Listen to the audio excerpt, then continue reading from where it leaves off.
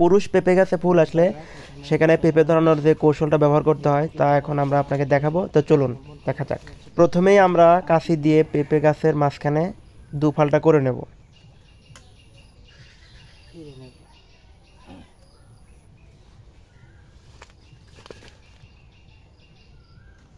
আমাদের কেটে নেওয়া শেষ।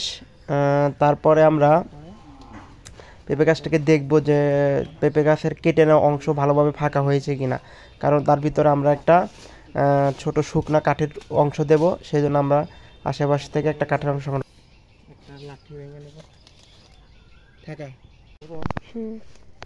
তারপরে পেঁপের গাছের ভিতরে দেওয়ার জন্য একটা কাঠি কেটে নেব।